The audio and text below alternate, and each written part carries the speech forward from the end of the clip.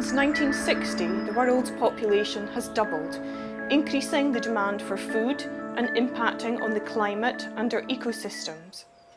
There are concerns about current food consumption, particularly in the developed world, and its impact on health and the economic, social and environmental sustainability of food production. The current diet is not sustainable for either public health or the environment. As previously discussed in week 1, the diet of the UK population is failing to meet dietary recommendations with high intakes of saturated fat, sugar and salt, and low intakes of fruit and vegetables. It is estimated that 70,000 premature deaths a year in the UK could be avoided if the population met energy and nutrient recommendations, and we will discuss some of these issues in more detail next week. In week 3 of the course, we will think about the role of diet and disease prevention. Today, I would like to particularly consider the impact of current dietary patterns on the environment. It is estimated that 18 to 20% of the total UK greenhouse gas emissions come from the food chain, from production, processing, transport, storage, consumption and food waste. With increasing recognition of the environmental impact of food and drink, future food policy and dietary advice need to go beyond the traditional focus on nutrient recommendations for health to include wider issues of sustainability. Current dietary advice is based on nutrient recommendations for health. These recommendations have been translated by the Food Standards Agency into a health education tool for public, known as the Eat Well Plate, which was introduced to you in week 1 of this course.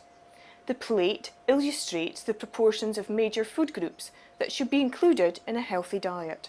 Much of the debate about the environmental impact of the diet has focused on reducing meat consumption and the role of vegetarian or plant-based diet, with a consensus that a diet lower in meat would be beneficial for both health and in the reduction of greenhouse gas emissions. Why is this? Cows are fed grass and grain to produce red meat and milk, and they naturally produce methane gas, a greenhouse gas, which is harmful for the environment. From a health perspective, the World Cancer Research Fund recommendations for cancer prevention encourage people to limit their consumption of red meat to less than 500 grams a week, with emphasis on reducing processed meat like sausages. The results, based on our research data, which I include in the reading list, estimate that meat and meat dishes account for approximately half of the total greenhouse gas emissions in the diet. While this is likely to be an overestimation of the real figure, it confirms previous reports that meat, as well as dairy products, are one of the greatest contributors to greenhouse gas emissions in the UK diet. There are many other environmental and ethical factors that need to be considered. It is not just as simple as substituting meat and dairy products for non-meat and non-dairy products. From a cultural perspective, expecting the UK population to become vegetarian is unrealistic. Only 5% of adults surveyed were vegetarian or vegan, and that was 2% in 2008-2009, with the majority of these people eating dairy. Vegetarians abstain from the consumption of meat, and that's red meat, poultry, seafood, and the flesh of any other animal, and may also include abstention from byproducts of animal slaughter driven by health-related, political, environmental, cultural, aesthetic, or economic beliefs.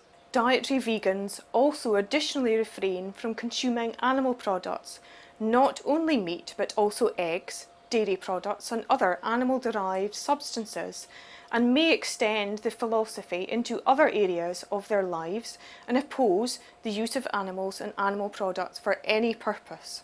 The aim to achieve sustainable food production should be to try and reduce the population's consumption of meat and meat products through smaller portions and better quality meat.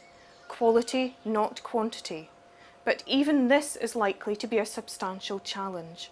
We heard in our case study in week 2 how the retailer Waitrose put these practices into place in the UK. I would love to see some examples from your locality shared using the hashtag #FLNutrition. Another approach to improve health and environment could be to reduce the amount of meat in ready-to-eat supermarket meals like curry or stew, substituting it for a greater proportion of vegetables and starchy food. This could be done in a stepwise fashion, with reformulation of foods phased in over time, a process currently being adopted to reduce the salt content of processed food in the UK. This approach allows the consumer to adjust to small changes at a time, which is thought to be more successful. It is anticipated that a range of marketing and pricing strategies will be needed to help drive any change. In summary, the food we eat has a massive impact not just on our health, but also the health of our planet. If we adapt our diet slightly, we can make a positive change for ourselves and for nature. To conclude, I would like to highlight the World Wildlife Fund advice on how to eat healthily and sustainably. They have developed the Live Well principles to consider. Eat more plants. Enjoy vegetables and whole grains. Eat a variety of foods. Have a colourful plate. Waste less food.